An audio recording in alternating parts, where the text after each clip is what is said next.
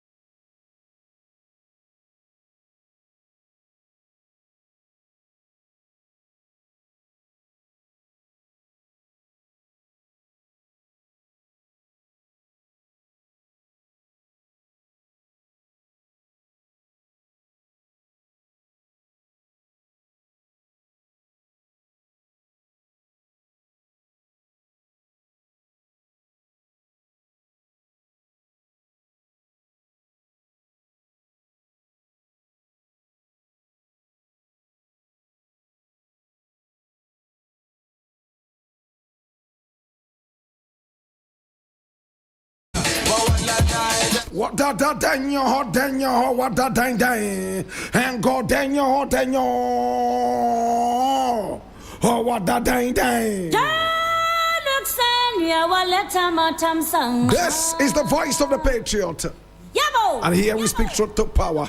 Remember, here we don't criticize, but if we must, it would only be on one condition: to build and not to destroy. That is why we say we are in the service of God and country.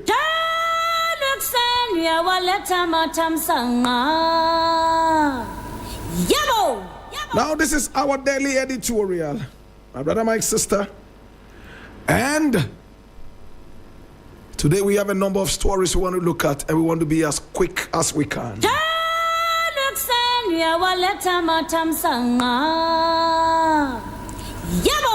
Now the very first story we are looking at today is taken from my Joy Online, and it says NACOC raises alarm over rising drug abuse amongst SHS students, links trend to indiscipline.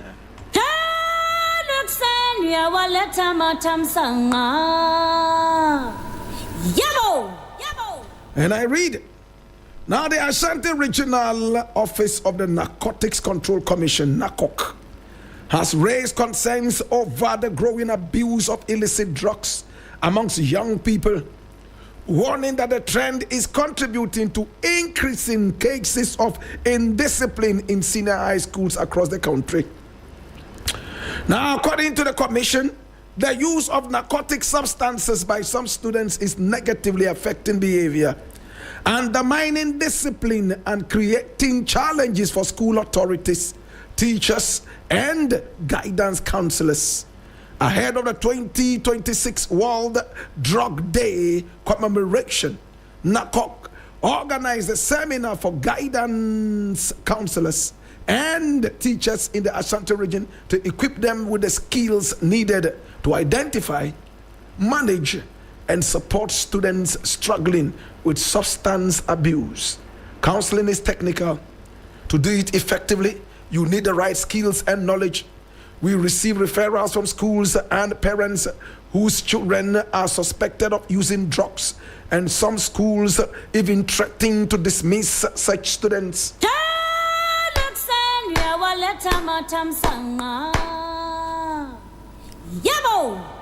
Now, my brother, my sister, it looks like we're a country that is more interested in fighting symptoms rather than the disease. Can I repeat it? We seem to be a country that is so interested in fighting the symptoms rather than the disease. It hurts me anytime I think about drugs and drug abuse.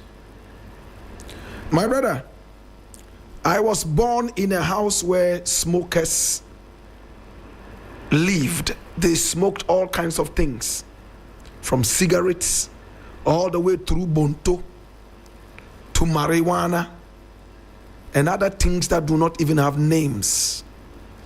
I had friends who used and abused drugs. My brother, my sister, but that never pushed me into using any drug. I have never smoked anything smokable, never drank anything drinkable that is supposed to be called a drug. No alcohol. I don't know how alcohol tastes. All my 51 years of life, alcohol as it is sold in the shops has never landed on my tongue, even by mistake. I have never smoked bonto. I have never smoked shisha or shasi. My brother, my sister, how did that happen? Yes, there is peer pressure. My brother, my sister, the upbringing is a problem. Yes, I do understand that some people can just go wayward no matter how rich their upbringing is. But can I hazard a few solutions? Number one, in the days where drug abuse was almost non-existent in our societies, teachers did not sleep with students. Can I repeat that? In the days when drug abuse was almost non-existent, teachers who are supposed to be mentors never slept with their mentees. Can I go deeper? My brother, you take your child to school, and I'm limiting it to the school because this is an article that is talking about the schools, students. You take your child to the school, and the moment you walk through the gates of the school, you know that the child is in a safe haven. Not today. In my days, once you were in the premises of the school, the four walls of the school, your child was safe. Your child will be protected from the vagaries of the weather, the vicissitudes of teenage and adult life. Today, no. Just last week, a chemistry teacher with a long john decided to brand browsed through the internet of a student girl at Bole Secondary School. The videos went viral. Many marveled at how long this thing was and how it was even able to get accommodated comfortably by this female student, underlined student. Are we training porn stars? In my days, even a married woman would run away at the sight of this long john. But a student girl, barely 18 years, was able to swallow this and chew it to extinction. My God. Did you hear the word? Extinction, not distinction. Extinction. My brother, my sister, in those days we had mentees who were responsible. A lot of these students do not know what they are doing until after some years. That's if they are lucky enough to be alive. I remember how we idolized our teachers. We would do anything they asked us to do because they were our idols. And you know what it means to say an idol? An idol is worshipped. When an idol tells you jump, you ask how high. Lie down, you lie down flat. Jump, you jump. A lot of these student girls are victims of idols who have become, in fact, terrorists and predators. In my days, my brother, my sister, we wrote essays on drug abuse and they were read at assembly. The best essay was rewarded. We were told the goriness of drug abuse. And we had mentees, not predators. Today, the mentees are no longer mentees, they are predators. My brother, my sister, I go to some of these SHS, the secondary schools. I have young girls who come around and ask for my number. I give them my number. And when they call, I expect them to ask me to teach them the difference between popularity and fame. No, that's not what they are interested in. They are not interested in the chemistry and the biology and the physics, let alone the agriculture and even the social sciences. They are asking you when you can take them to dinner. Next, they ask you what to wear. They ask you if you like it short or you like it long. They ask you what your favorite cologne is. Then finally, if you get to sit at dinner, they ask you what your favorite sex position is. Hallelujah.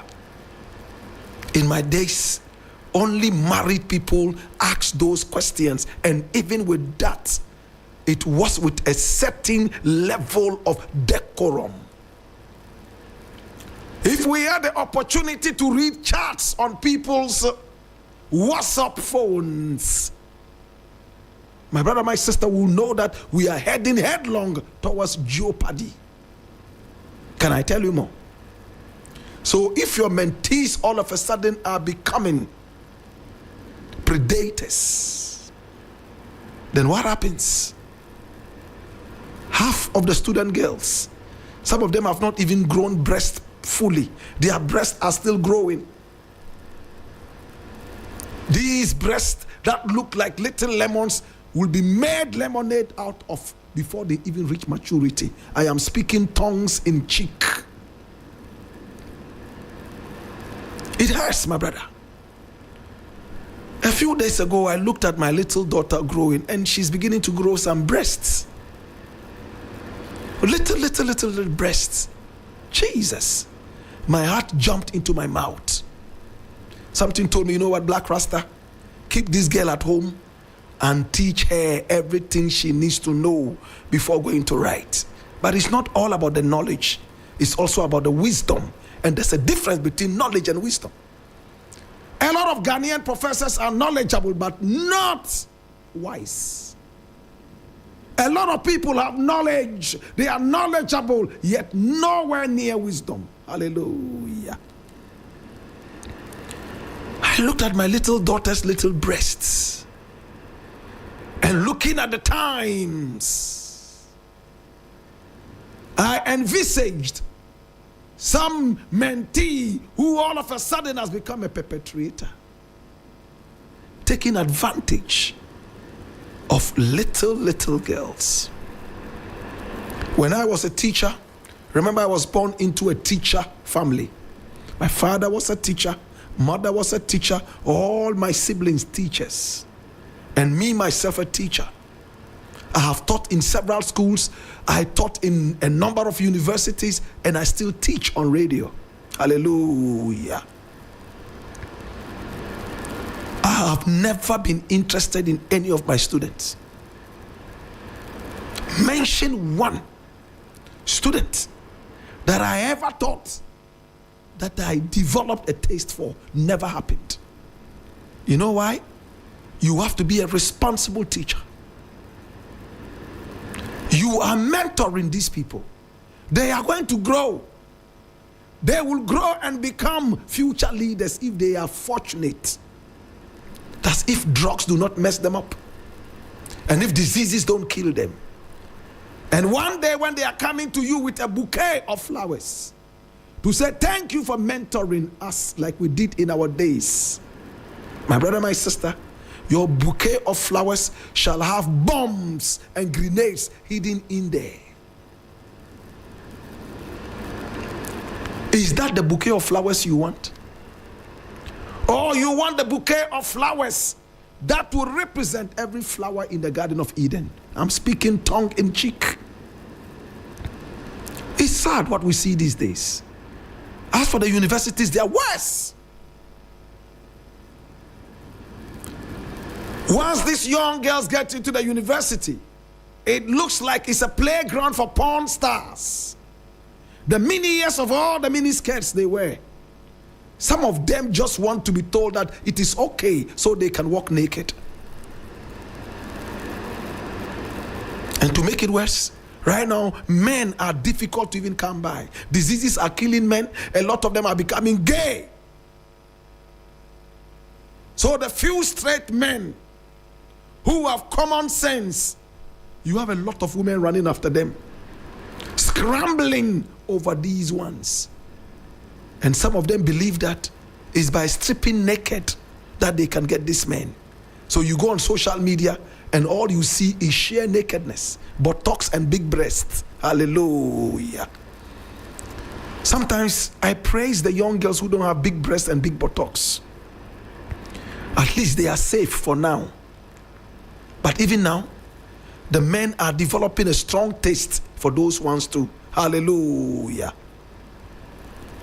At the end of the day, my brother, my sister, I don't want this to be a lecture. Hey, Ashanti Region Nakok, you can go and organize 1 trillion seminars. Na enkosia ga. Yanka no twi so da mo beti ase. Enkosia ga. Mo hunu hwe. Deal with the disease and not the symptoms. We must raise the mental aptitude of the students by becoming mentors and not predators. Right now, it is the norm for students to even cook for their teachers. It is a norm for students to even sit with their teachers and smoke shisha, and smoke ntampe, and smoke cigarettes. My brother, my sister, go to the secondary schools. Hey, they have some drugs that are not even known. It looks like they invent drugs in those secondary schools. Some names I can't mention. They smoke this and they're high. There are some secondary schools, I don't want to mention the names now. When it comes to examination, they even have special rooms for crooks who misbehave whilst in school. Now they are going to write their exam, so they bundle all of them into one examination room. And they are called the condemned whatever. like condemned cells, and they leave them there to misbehave. They can copy as much as they want to copy, threaten teachers, and do whatever they want to do. That might be a form of punishment, but it doesn't make sense. When it comes to examination, give every student the right frame of mind to go and write and pass their examinations. You have no right to condemn anybody to any room. If you have any punishment for them, give it to them before examinations.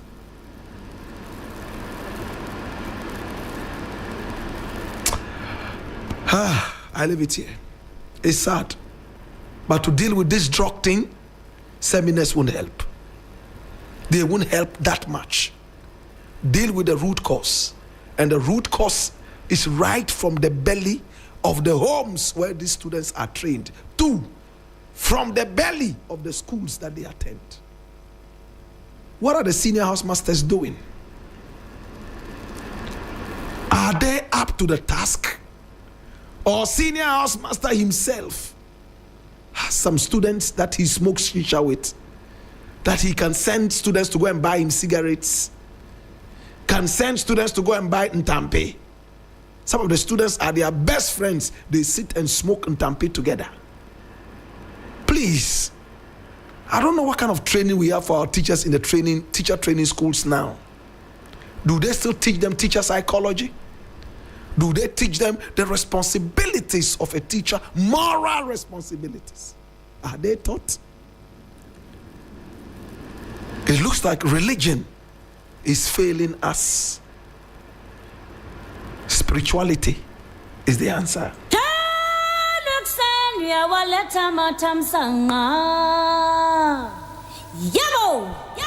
Now the next story I want to quickly look at, as I'm running out of time, is this one from my own Tree News, one of the most credible sources of news online.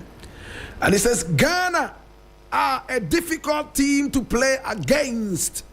And this is Thomas Tuchel, full of praise after World Cup stalemate. And I read, England head coach Thomas Tuchel has admitted Ghana posed one of the toughest tactical challenges his side has faced at the 2026 FIFA World Cup after the two teams played out a goalless draw in their Group L clash at Boston Stadium. Now the Three Lions dominated possession and controlled long spells of the match, but were apparently and repeatedly frustrated by a compact, well-drilled Black Star side that defended with discipline, intensity, and organization. The result leaves both England and Ghana level on 4 points after 2 matches, with qualification for the round of 32 still firmly in both teams' hands. England would face Panama in their final group fixture, while Ghana prepares for a decisive encounter against Croatia. Despite expectations that England would have broken through, Tuchel instead praised Ghana's defensive structure and physical resilience. Ghana are a difficult team to play against with a lot of quality and very physical, fast players in every position. They are ready to put bodies in, ready to defend 1 against 1. It's super difficult to break them down. He insisted the match should not be seen as a setback for England, but rather as a naturally difficult encounter against a well-organized opponent. It's just a difficult match of football. What can happen at any time?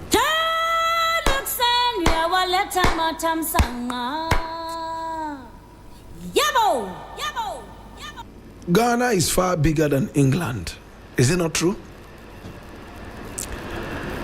And if England can produce all these beautiful players, and we are called the Brazil of Africa in terms of our football quality, prowess, and ability, we should not just sit down and be called a side that did well with a goalless draw. Yes, we are happy. England is one of the best sides. England is a country that has invested so much into football. And history, contemporary history tells us football originated from England. Though we can go deeper and tell you exactly that football actually came from Africa. Though at the time it wasn't football. My brother, my sister, we played a good game yesterday. I've never seen the Black Stars so disciplined. All my 51 years of being on earth. You see, the coach plays a very important role. If the coach knows what he's about, he doesn't need to be on the touchline shouting his lungs out.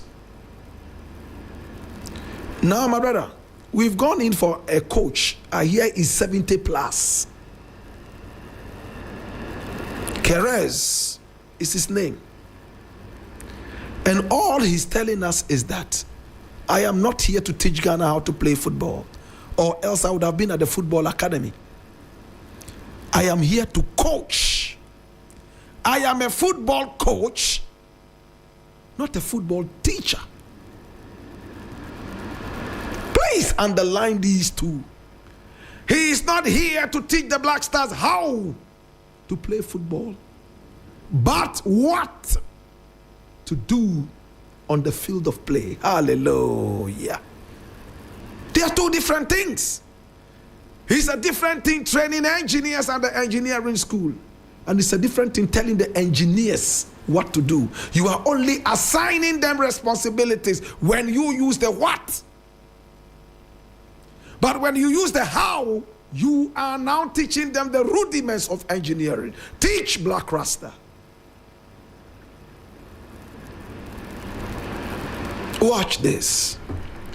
Now, my brother, my sister, once he was able to decipher between the what and the how, he now had to work on the discipline of the players, and he told us that the last thing he worked on as the coach was the unity of the team, interlaced and underpinned with pace of play.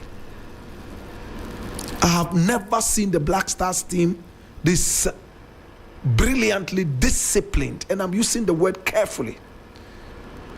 Hey, we have had better Black Star sides in terms of skills. We had people who could juggle with the ball and let the whole stadium rise in an uproar, deafening enough to cause confusion in the air. But it was a big but. Our most brilliant chance was when Asamoah Gyan blew away the penalty. And that is not to chastise him, but to say that that was the World Cup that we did our very best, and maybe the most brilliant chance for us to have gone further. My brother, my sister, look at how the team is playing. Some people say it's defensive football. They say the best driver is the defensive driver, isn't it? And the best side is the defensive side. When they are on the break, what we call the counter-attack, the whole stadium roars. That is football. Or you think football is all about dribbling and passing? Or you think football is all about ball juggling? No, the coach has made it clear. I am not here for aesthetic football. Can I underline that word? Aesthetic football. You know what that word means? Beautiful football. Play into the gallery. Oh, wa yini Sulia. Hey, wa pam code be a shano. Hey, ochio, where do ochio Jordan ochio? No, sir. Uchi nipa 101 shegula enkosia ga. The coach has made it clear. I'm not here to play entertaining football. This is not Hollywood. He is not there to play Hollywood soccer. He is there for the results. My brother, my sister, and he's getting the results. Look how frustrated the English team was. Look at Ian Kane, or what's his name? Kane, that guy with a nose like that of a baby rabbit. That guy who tried several times to score. At the end of the day, he was so frustrated and flabbergasted. Look at how Partey was playing. Written on his face was nothing but patriotism. He was ready to die.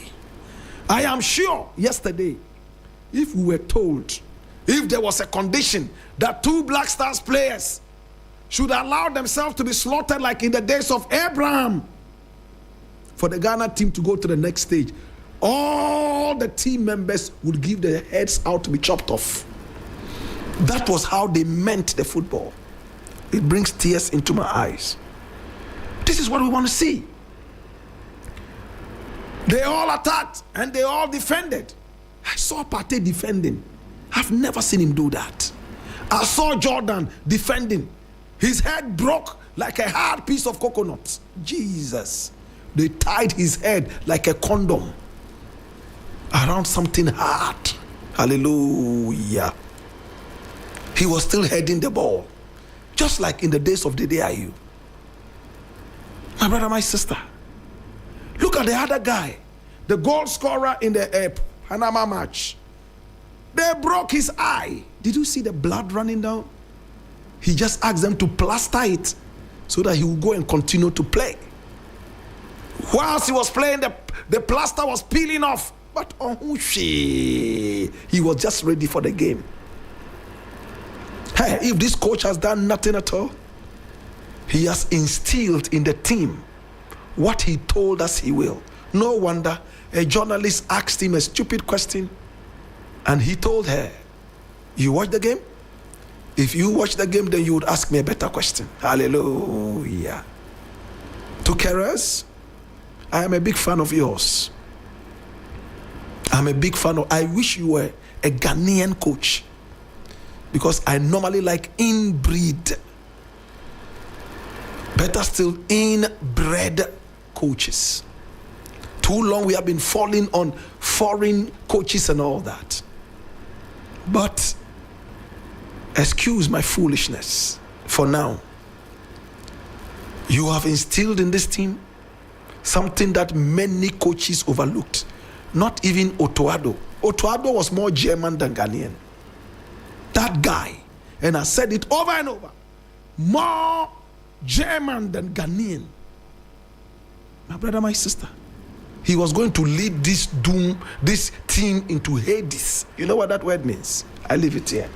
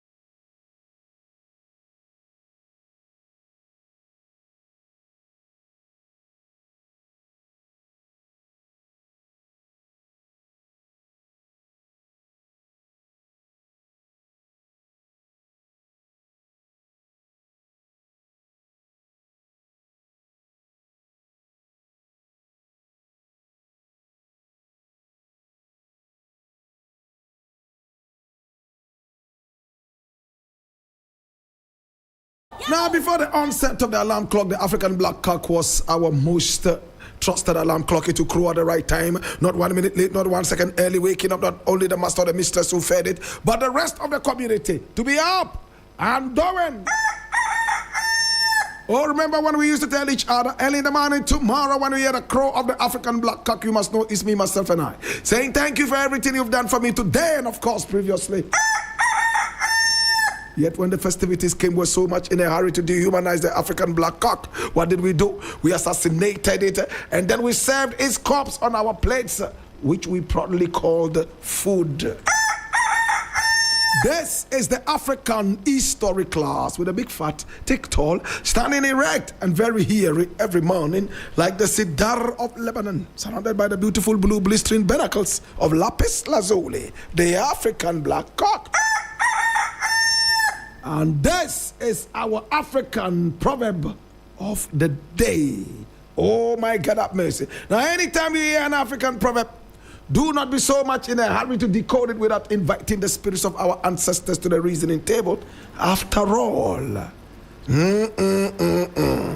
they propounded all these wonderful proverbs.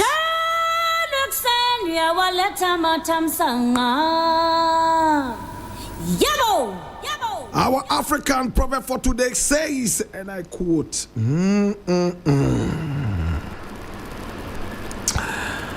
And our African proverb today is coming all the way from the Yoruba of Nigeria. If the frying pan is not hot, the corn cannot pop. Boom. You're thinking. Keep thinking. If the frying pan is not hot, the corn cannot pop. Sadarisino enye shia. Ebrono entimim pop pop pop pop. Entimim pie. How do you say pop in tree? Say pie. Ebrono pie. And only pop no. Now, my brother, this proverb is deep. Can you hazard an explanation? Success and good things require effort, and more effort for that matter. Sometimes we have to endure hardship or difficult circumstances in order to entertain success.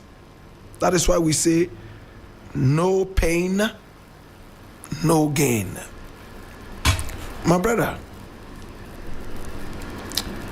and I like to give very simple examples.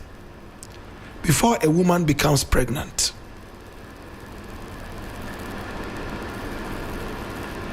somebody has to be hard. Hallelujah.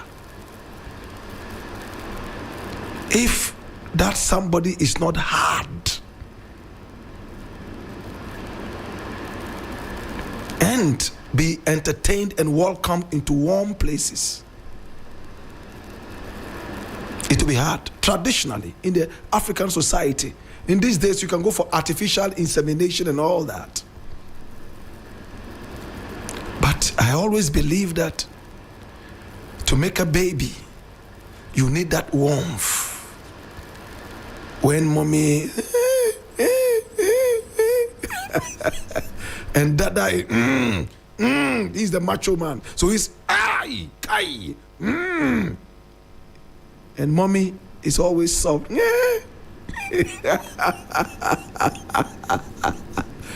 I always believe in that. Caresses. Feel each other's body warmth. Because the babies even talk in the womb. You know that? So when you plant the seed in excitement, when you plant the seed with love, it germinates into the tree of life. But somebody has to be hard.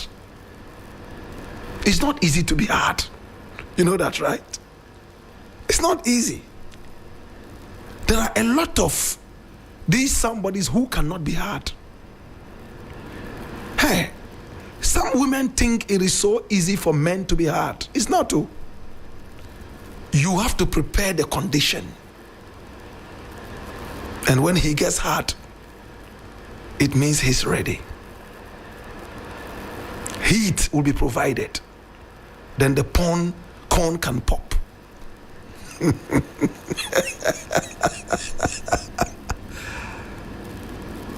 No pain, no gain.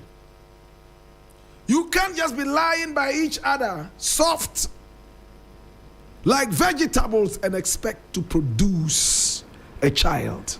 No, sir. Somebody must be hard.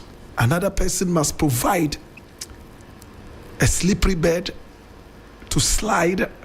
Hallelujah. Watch your mouth, Black Rasta. Me nah go there with you. My brother, my sister, it is simple. In life, create the condition for success. Make sure that you heat up the frying pan before you throw in the corn so that it can pop. I remember those days when we were making corn. You put plenty, but in those days we were doing it with sand though. We put sand in the silver, and then we'll put the corn on top of the sand, and then we'll cover it. Yes, the sand will be heated first, then you'll be hearing pop, pop, pop, pop, pop, pop, pop, pop, pop, pop, pop, pop. Then you'll be smiling. Children. But these days they don't put any sand inside. These days they have a certain glass B. Even with that, you need electricity to heat up whatever metal. But in the homes, you would have to get a hot darsane and then put the corn in there and heat it up. In life, even the baby that is in the womb needs warmth. Daddy will still have to hold mommy into his arms and squeeze her. After 9 months,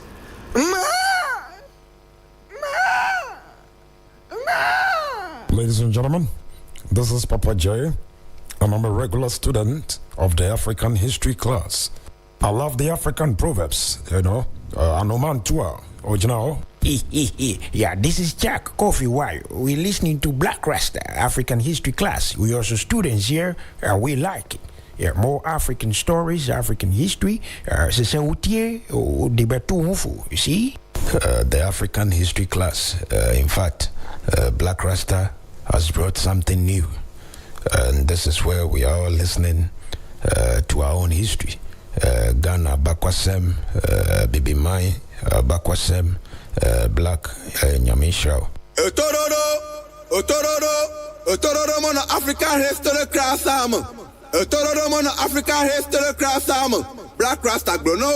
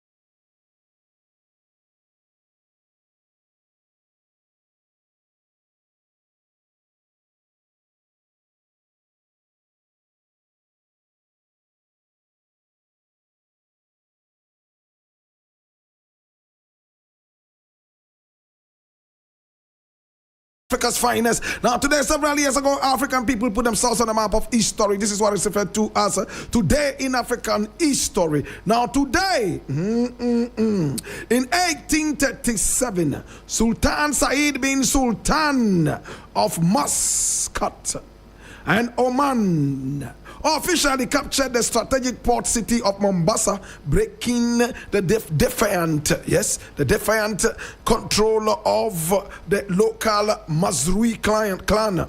Now, the milestone cemented Omani dominance along the Swahili coast and integrated East Africa more deeply into the Indian Ocean, ivory and cloth economies. And today, in 1923, Herbert Macaulay, widely known as the father of Nigerian nationalism, founded the Nigerian National Democratic Party and NDP, marking the dawn of organized political struggles for Nigerian independence. Today in 1937, U.S. marijuana transfer tax law was passed. And today in 1950, Derek Docky Simpson of the Black Uhuru was born. It's the birthday of Derek Docky Simpson.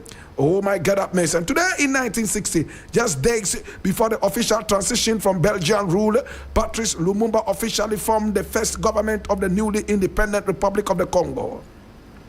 His electrifying, unscripted address at the independence ceremony directly challenged King Baudouin and became a defining moment for anti-imperialism across the global south. This is the African History Club.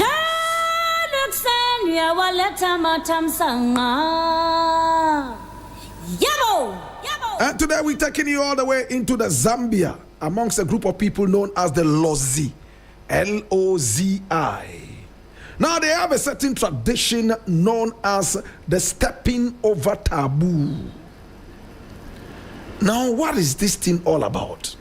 Now among the Lozi, it is believed that a man's infidelity leaves a literal trail of spiritual contamination behind him. If a husband cheats on his pregnant wife, he is forbidden from stepping over her legs while she is resting, or even stepping over her clothes, or the threshold of the room where she sleeps.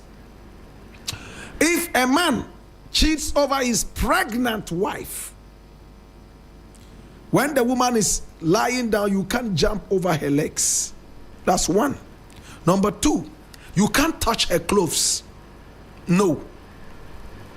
Even when the clothes are on the drying line, you cannot walk under the clothes.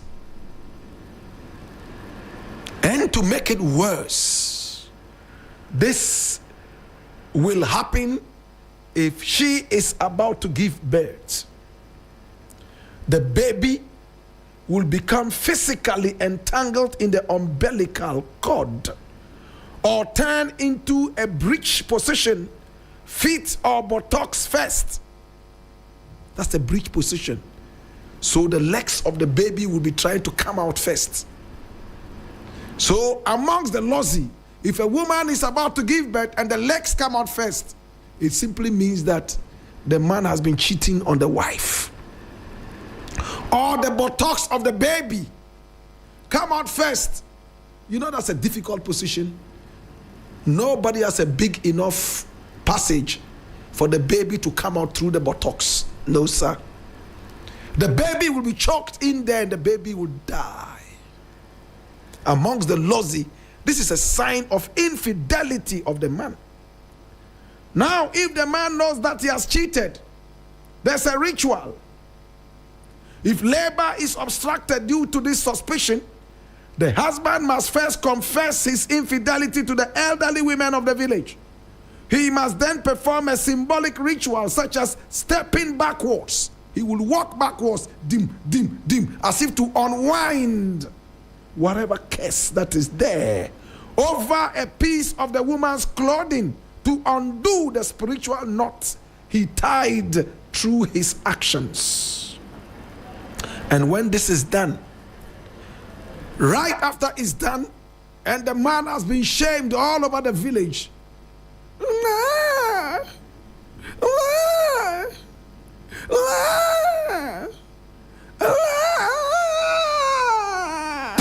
Luca Production.